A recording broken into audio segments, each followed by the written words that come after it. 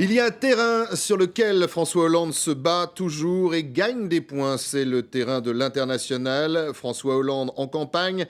Un terrain qui lui réussit, je le disais, plutôt bien depuis le début de son quinquennat. Le président français, bras dessus, avec Angela Merkel, a réussi à décrocher un cessez-le-feu sur le front ukrainien. Cessez-le-feu fragile, on verra au cours de ce week-end et la semaine prochaine les conséquences. Mais sans parler justement du fond, revenons quand même sur l'engagement du président Hollande à l'international.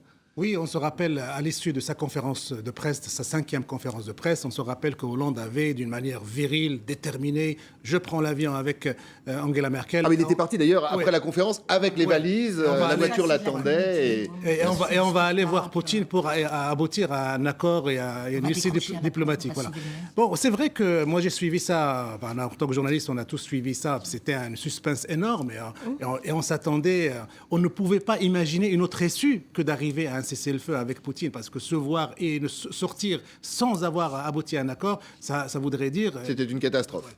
Maintenant, c'est fragile. Et sur le fond et sur la forme. Maintenant, c'est fragile. Moi, ce qui m'a intéressé le plus, Christophe, c'est quand j'ai écouté les déclarations des hommes politiques français, notamment un homme comme François Fillon et d'autres, qui ont montré une vraie compréhension à l'égard des positions de Vladimir Poutine et qui n'ont pas du tout été en harmonie totale avec les demandes ukrainiennes. Et ça, ce clivage à l'intérieur même de la classe politique française à l'égard de Poutine renseigne beaucoup sur la physionomie de ce conflit qu'il y a ukrainien entre Russes et Ukrainiens. Sur les réseaux et les lobbies pro-Poutine en France. Hollande a joué avec le feu ou il avait quelques certitudes à gagner parce que c'est un terrain qu'il a récupéré je parle du début. Là maintenant, il faut déjouer l'affaire. Non, là maintenant, je pense qu'il a vraiment essayé de jouer un jeu d'intermédiaire. Et vous savez qu'en France, on pense beaucoup que l'Ukraine doit rester un pays comme la Finlande pendant la guerre froide, et un pays neutre.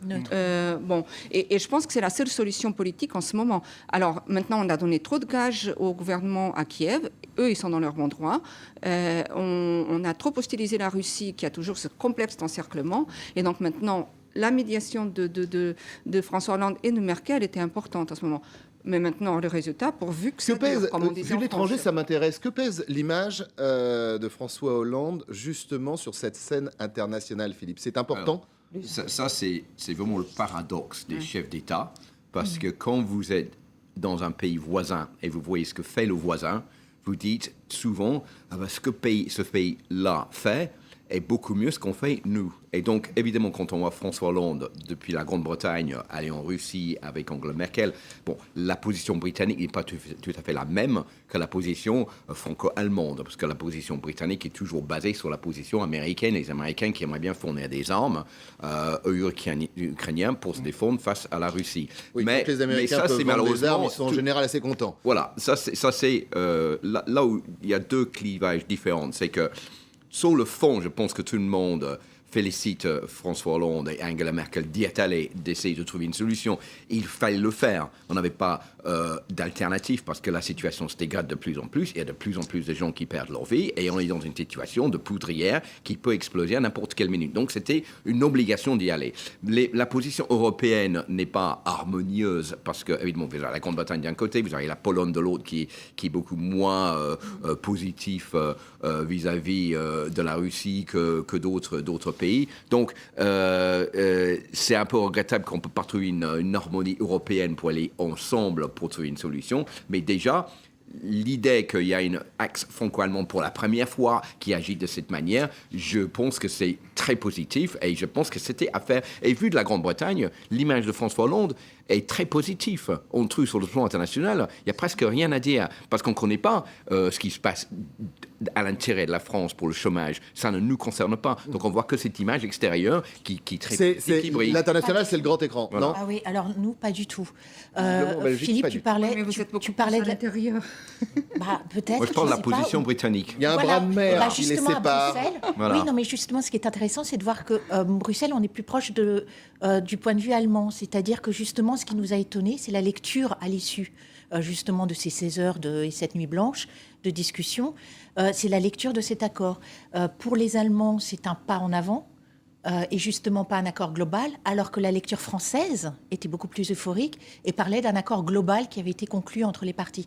Et du côté de Bruxelles, déjà, les deux visions qui ne sont absolument pas cohérentes, excusez-moi, pourtant ils étaient tous autour de la même table a priori, posent déjà, nous fait légèrement tiquer. Et on est plus prudent, on a plus la vision allemande dans le sens où on estime que, en effet, sur la forme, je suis tout à fait d'accord, mais ce n'est pas la première fois qu'il y a ce duo franco-allemand.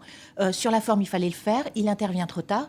Et est-ce que tout ça, ce n'est pas de la gesticulation pour, au final, arriver à un Minsk 2 qui a déjà eu lieu en septembre et qui a montré les effets malheureusement faibles, coquilles vides, qu'on a déjà eu. Alors, on aura, je vous coupe un peu, l'occasion de revenir notamment sur ce travail fait par Angela Merkel et François Hollande. Je voudrais qu'on revienne sur, on l'évoquait tout à l'heure, les problèmes de l'UMP. On va dire que quand ça veut pas, ça veut pas. On ne va pas revenir sur ces élections, sur les conférences rémunérées à Abu Dhabi. Mais il y avait un autre problème cette semaine, un président sans papier. Alors bien évidemment, il ne s'agissait pas de Nicolas Sarkozy, mais celui des jeunes pop, nommé par l'ancien chef d'État d'ailleurs en décembre, Stéphane Tiki, c'est son nom, un nom qui embarrasse. Stéphane comment ? Écoutez.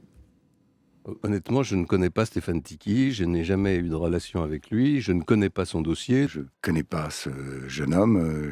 Ah bon, vous l'avez jamais croisé ? Je l'ai croisé tout au but de la table de la commission exécutive, je ne connais pas. Vous savez, ça fait à peine quelques semaines que le parti se remet en route, et c'est juste très fâcheux. Il y a des moments où on se demande si la politique, c'est pas tous les jours 1er avril. Ça ressemble quand même à une mauvaise blague. La moindre des choses, c'est que dans les mouvements politiques, qu'on soit français. Voilà, de la mauvaise blague. Moi, je crois que là, dans le cas de l'UMP, on peut reprendre la célèbre phrase de Jacques Chirac.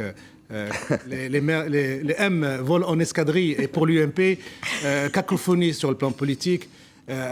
Confier la présidence du mouvement des jeunes à un clandestin, alors que le parti et lui-même avait fait des déclarations d'une telle violence sur les clandestins qu'il faut absolument pas régulariser et expulser. Donc on est vraiment dans un vaudeville triste de l'UMP.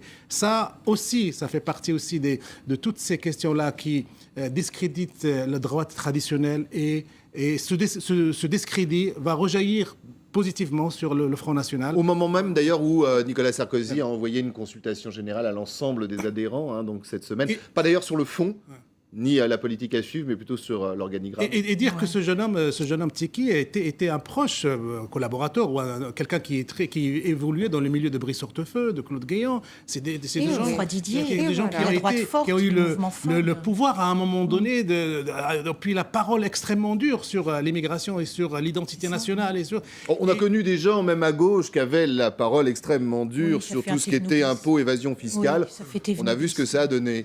Est-ce que quelqu'un peut m'expliquer comment ça se fait que quand on est dans une situation, par exemple, avec le mariage pour tous, vous avez des homosexuels qui protestent contre le mariage pour tous, et maintenant nous avons quelqu'un qui n'a pas de papier, qui fait partie de la droite dure, qui eux sont contre la légalisation des sans-papiers. Bienvenue dans le quand même de la un peu la contradiction du bon sens. Donc là, bon, déjà j'ai du mal à piger cela. Et la deuxième chose, comment ça se fait que quelqu'un est arrivé à cette position sans qu'aucune enquête a été faite à l'intérieur de l'UMP pour savoir d'où il vient, qu'est-ce qu'il a comme papier, est-ce qu'il est régularisé ou pas, et qu'il soit nommé par Nicolas Sarkozy, qui était quand même en décembre dernier, celui qui voulait faire de la sécurité l'enjeu numéro 1 de la France. Il y a quelque chose qui m'échappe. Anna, expliquez ici. Eh bien, c'est le fait du prince. C'est le fait du prince. C'est Nicolas Sarkozy qui n'a plus la main sur rien. C'est ces gens autour de lui qui sont très mal conseillés, sûrs d'avoir raison contre tout et contre tous. Geoffroy Didier. Et qu'évidemment... croient que c'est leur bon droit. Je vais vous dire quelque chose. Cette histoire nous a donné une bonne occasion pour nous marier cette semaine.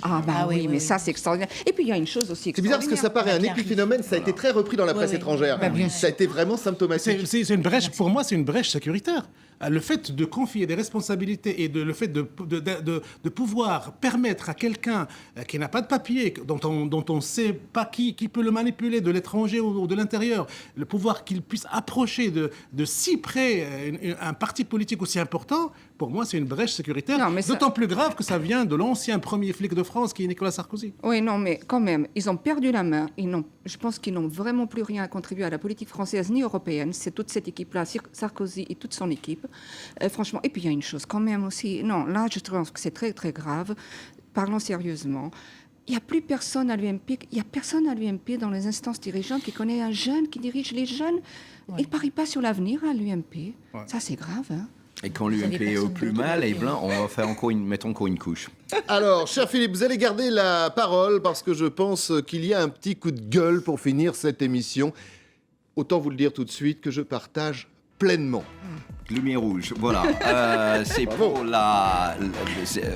l'interdiction des véhicules anciens dans Paris. Avant 1997, c'est maintenant la politique de la maire de Paris.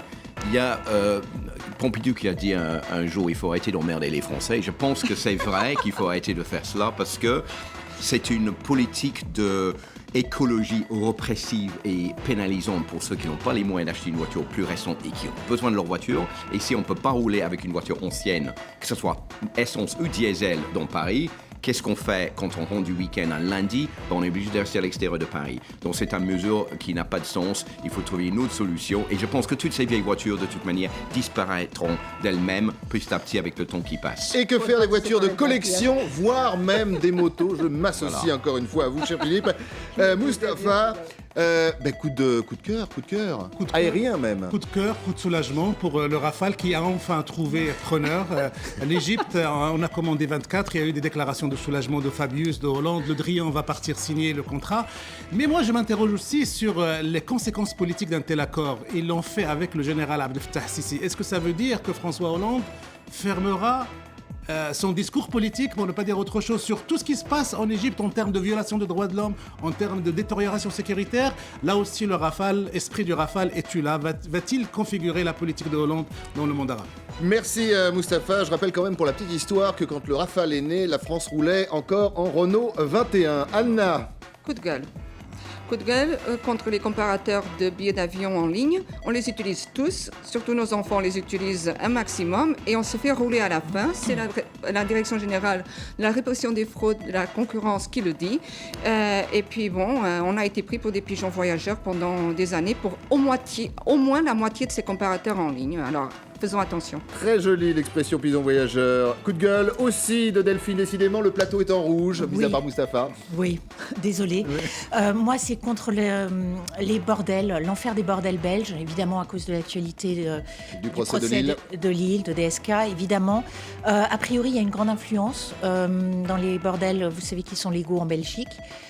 Et je voulais un peu tirer la sonnette d'alarme parce qu'il y a un superbe reportage signé de Cécile Azaro de l'AFP sur justement la situation des prostituées belges, disons plutôt françaises, il y a beaucoup de françaises là-bas, dans les bordels, dans les maisons closes belges, et notamment sur la manière dont elles sont traitées, droguées, alcoolisées et exploitées. Et j'invite à lire ce reportage et notamment à dire aux parents d'enfants fugueurs, puisqu'il est fait référence dans ce reportage, de jeunes françaises fugueuses, de jeter un petit tour du côté de la Belgique et des bordels, parce qu'a priori, il y aurait pas mal de françaises, de jeunes françaises expatriées, isolées, pour ne pas dire séquestrées dans ces maisons-là. Merci beaucoup Delphine. On reparlera d'ailleurs la semaine prochaine après le réquisitoire de ce procès DSK vu de l'étranger. Merci à tous les quatre, merci à vous de nous regarder. À très vite sur la chaîne Info.